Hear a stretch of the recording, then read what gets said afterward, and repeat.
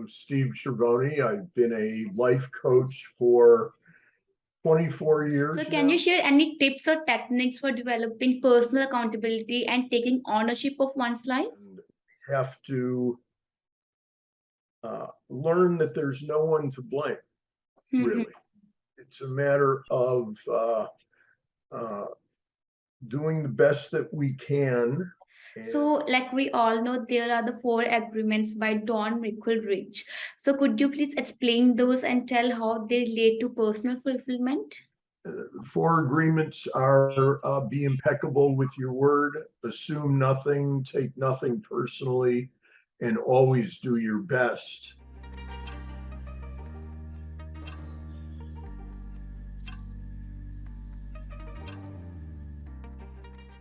Well, thanks for having me. I am Steve Chrevony. I've been a life coach for 24 years now.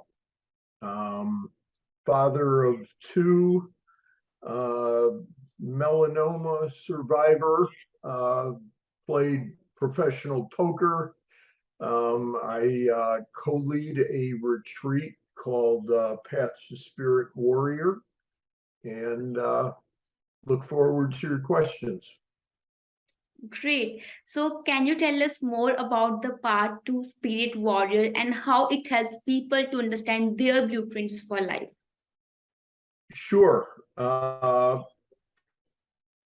The Path to Spirit training is a sequel to something called the New Warrior Training Adventure, which has now had, I think, upwards of 30 or 40,000 men go through it. That training is Jungian in nature, based on the idea that men do not emote properly to the hindrance of everyone on the planet. That men that don't speak their truth end up resenting, getting angry, and then they blow up or dislike their lives. The Path to Spirit training is as I mentioned, a sequel which celebrates the fact men usually, even after doing the Warrior Weekend, still feel inadequate. The two places that they're usually upset are how much they've done in their work life and in their primary relationships. And Path to Spirit shows guys that even though we have free will, we have to survive childhood. We believe that we have certain things in ourselves that need to be healed, or our burdens, beliefs about ourselves.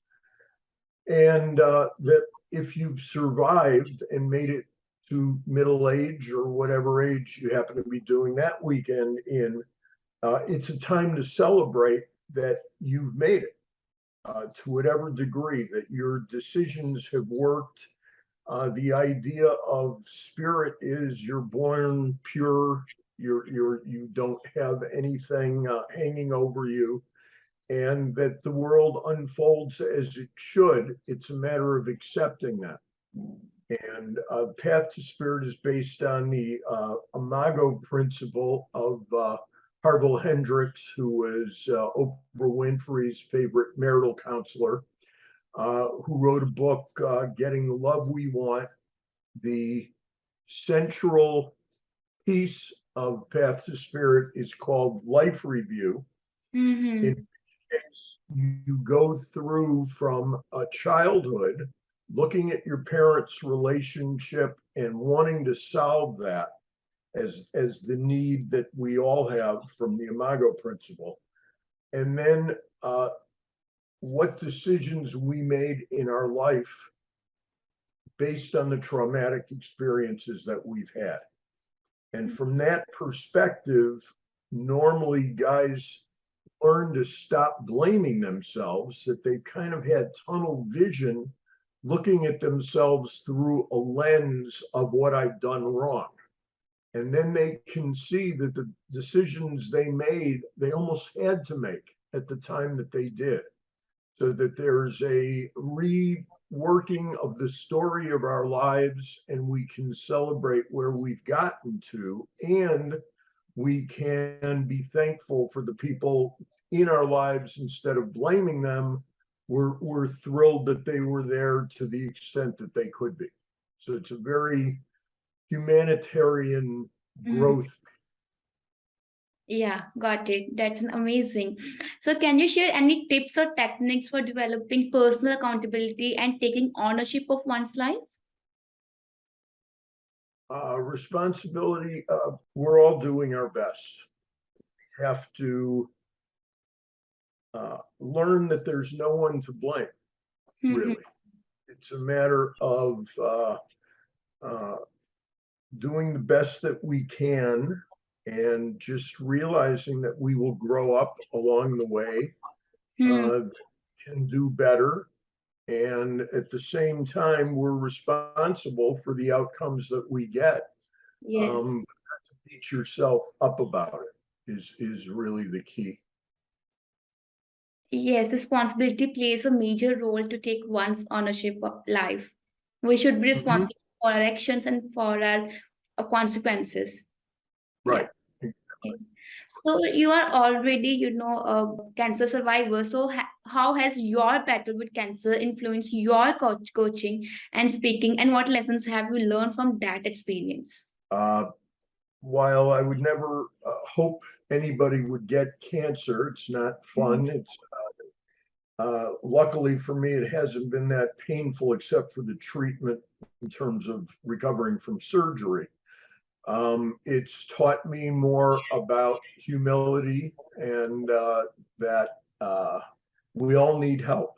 We're not islands that can survive on our own, and that there are people that can help us, whether it's doctors, loved ones.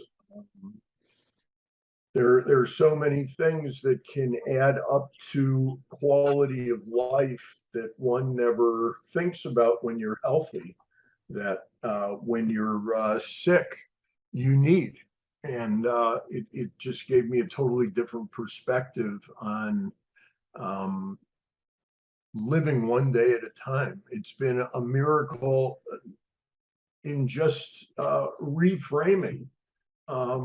There's not a day that goes by now that I'm not just thrilled to be alive. Almost, it doesn't matter what happens each day. I don't get frustrated hardly by anything that goes on. There's nothing that's too small or too big. It's just part of life. So I've learned to embrace life to a much greater degree. Wow, that's amazing. We should be thankful to the God what He has given to us. And I love the energy you are, answering to all the questions with so much energy and so gracefully. I just loved it. And and the way you come back and handle all those pains, it's amazing. No one, it's not possible for everyone to bear that pain. Yeah, I'm incredibly lucky, and I know it. I've had a number of times. Doctors don't like to give you specific amounts of time, but I've talked to doctors who've said, looks like you got 2 or 3 months at this point, and it was during COVID that I had the biggest problem, and clinical studies were closing down, clinical trials, and I was lucky enough to get in one right in the middle of COVID and had an amazing outcome from a surgery that was part of a clinical trial. Mm-hmm. I had 3 tumors. One was removed, the other 2 disappeared on their own. Uh, and I've been fine since. It's nobody's been able to explain it, and that's fine. I still undergo treatment. I'm on immunotherapy, which has been a godsend. But I'm as healthy as I've been in 6 or 7 years now, Okay. and cancer free at the moment, which is nobody would have ever predicted. Mm-hmm. Okay, got it. So, like we all know, there are the four agreements by Don Rich. So, could you please explain those and tell how they relate to personal fulfillment? Sure. There are two books. Don Miguel Ruiz has written many things. He is a Mexican shaman coach, worldwide known, one of the most read authors in history, if not the most. Um, Four agreements are be impeccable with your word, assume nothing, take nothing personally, and always do your best. If you do those four things, usually there's a relief. You are, from assume nothing, you have to talk to others to get their perspective. You don't have to live in your head. So you connect with people. When you speak impeccably, the Latin translation of that is don't speak badly of yourself, goes back to some of the Path to Spirit teachings, which is, we're born pure. We don't have anything to apologize for. Just do your best. So that encompasses everything. The toughest one for most people is to take nothing personally. People usually blame their partner, love relationships, their romantic partners for stuff they get involved in, and they take personally the quote unquote jabs that they might get, or just a critique from their spouses or loved ones, when you don't have to. You can parse it out. You don't listen abstractly to every opinion you hear outside of the home. You don't have to treat everything in the home as the gospel, and you negotiate and you become partners with people. So if you follow the four agreements, you'll have a pretty good life, and you'll be respected too. People will trust you, and you can trust others.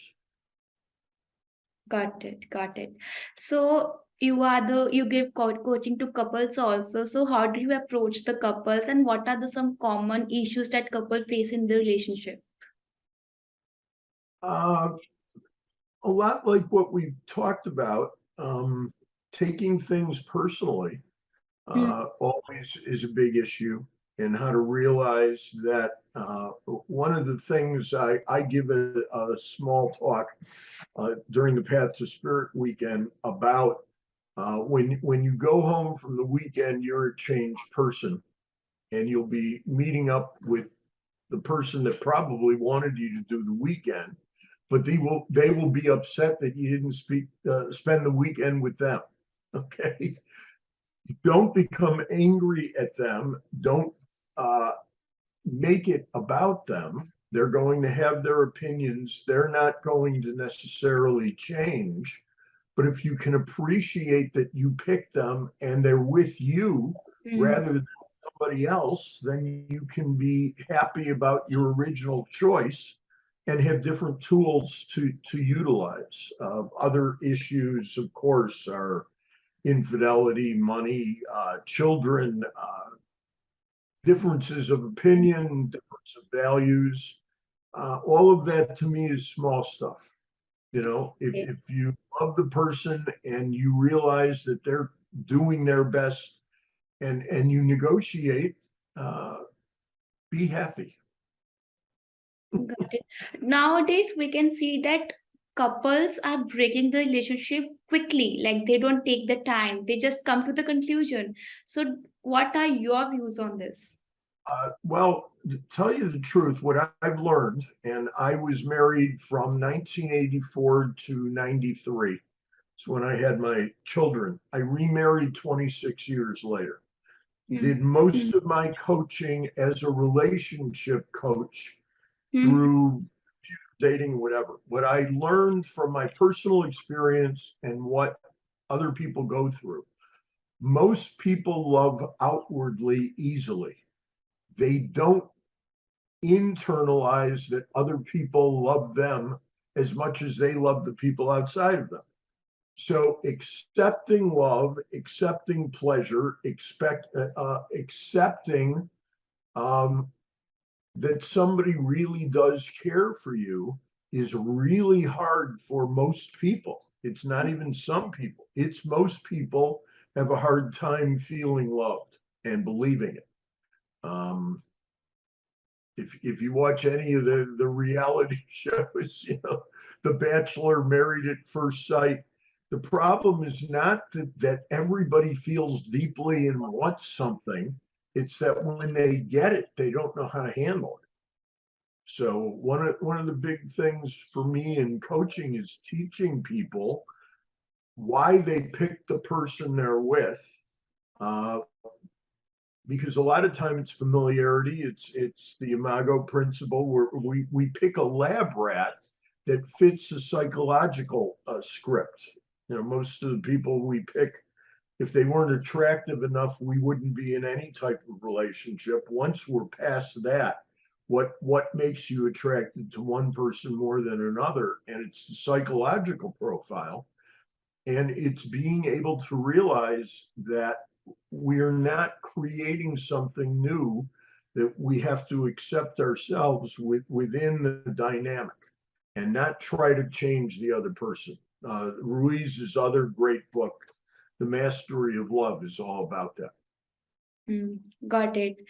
While you are speaking, I can see how he's sitting so gracefully on the sofa and that behind you, and he knows that conversation is going on, so he's not doing any action, just take the circle and again sit down. She's been through so many Zoom meetings, and it's very comforting to her. Yes. Okay. Sometimes she'll come up to me and I'll pick her up and she'll look at the screen for a second, but she's very comfortable. Yes. Wow, that's amazing. So could you please share any of your success stories related to your coaching? Oh my goodness, there have been so many. I would say that, two of the things that come up are first-time clients who I've met usually through networking meetings, or they're referred to me. And there are a lot of people that know how to solve the problem they're calling about, but have a problem otherwise. And my favorite two people, they were my longest running clients. One guy I still talk to, and I met him at a networking meeting. I think it was in 2002 or 2003. First session with him, he wanted to change jobs. He wanted to make more money. We had a great session. It was on a Monday. I had met him on a Friday. Monday was our first session. And he calls me back on Tuesday. And when I hung up with him, most of the time, people are thrilled with the initial meeting, and I know that they're going to hire me, or I know that they're not. But usually, it's a good feeling if it went well, and usually it does. This guy called me on a Tuesday immediately afterwards and said, "I'm not going to hire you." And I said, "Nobody calls to say that they're not going to hire you. So you're not calling for yourself." And he said, "That's right. I talked to my wife about it." And I said, "Everything that we talked about yesterday, throw it out. Go back to your wife and say that what I said was, I will save your marriage if you hire me." And he kind of laughed and he said, "I'm going to do that." Called me back a few hours later and said, "My wife said you don't charge enough. Hire him at any cost." So got a client that way, worked with him for years. We now work on a barter system. He does my taxes. I saw him last week. And this is after, the first session was in 2002 or 3. Other one that was amazing was a woman who was looking to change jobs. She had a master's or PhD. She wrote scripts for heads of corporations, like a representative. And she wanted to change companies. The initial session, she talked about things that she could do to get a new job. And I said, "I can't help you.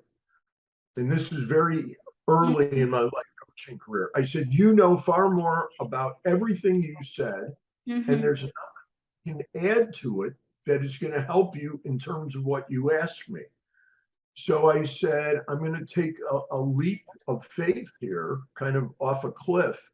There's a relationship in your life that's so important. If you don't solve it, nothing else will matter. Hmm. And dead silence. And I waited and I said, feel whatever you're feeling deeply. And then she starts to cry. And it went on for 5 or 10 minutes. This is within the first, 15 minutes of the phone call. And when she calmed down a bit, I said, who is it?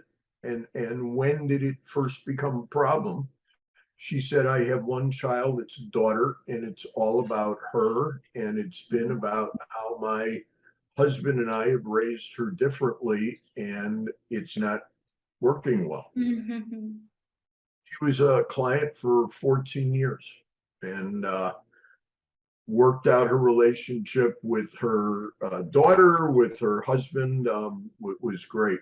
When you feel these things that finally people are solving their issues and they are coming closer to their loved ones and now they're happy in their life, you must be feel some proud on yourself, and you also some feel that happiness level in yourself. Oh, yeah, I want other people to be happy. I want them to have great results when they talk to me. And yeah, most of the time, the coaching philosophy, and it's true, is we don't have the answers for others. But most of the time, we're not looking at things from the right perspective, period. If you change the way that you look at things and you change the way that you look at yourself, everything in your life, it looks differently. And you then realize you don't have to change others. You just have to be happy internally.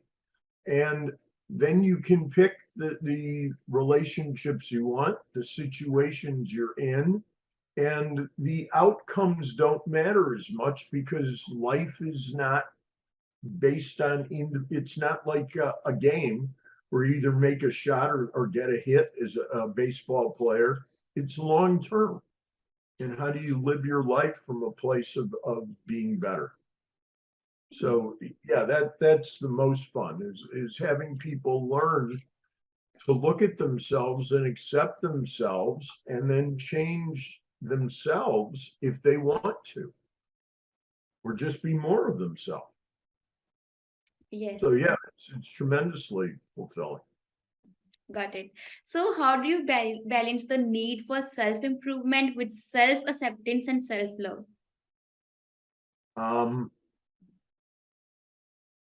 yeah, we're all we can love ourselves and accept ourselves knowing that we can improve. That's all there is to it. So it's life is a journey, not a destination. To enjoy the journey, it's best to love yourself enough to say what I do with my life is important, and then change it from that perspective. Yes, got it. So, what advice would you give to someone who is struggling to find the passion or purpose in life? Um, yeah, that's a great question. Uh, when I first started out coaching, although my coach, my major teacher about coaching, um, never prescribed any books. So I read a lot of things. One of the things that I found the most helpful, because first of all, burnout is what we're talking about a lot of the time. People look for distractions. First thing to realize when people have the time to either not want to do their work or are distracted is that they've made enough money to pay the bills or somebody's paying it for them. You rarely hear people that have to survive burning out. Okay, they find a new job. The people that are the busiest that we know are never burned out. They can't wait to take on the next thing. Yes. So people that look for distractions, what I've said, I remember I had a best-selling author who was upset mostly with just his relationship with his wife had changed, and but he would be incredibly distracted. And what I said to him is don't plan on ever working again. Only plan your distractions and see how long it takes before you can't wait to work. Okay, that's one way, and that almost always works. The other one is if you have enough money to be burned out and not worried about it, go on vacation on a one-way ticket. Don't have any plans. Okay, most people will go crazy being in their heads with their next decision. So if they need to go in another direction or they want to change, they'll find it like that. Mm-hmm. So go to the distraction, go to the end point of burnout. I give up. You'll change back in moments. Got Because it. you That's focus, you lose intention. Very hard for people just to relax and enjoy it. It's a lot like loving yourself. Most people can't handle it. got it. So that's all from my side, Steve. Do you have anything to add from your side? No, thank you very much. This has been great. Yes. Thank you so much for your precious time. Thank you so much. Sure.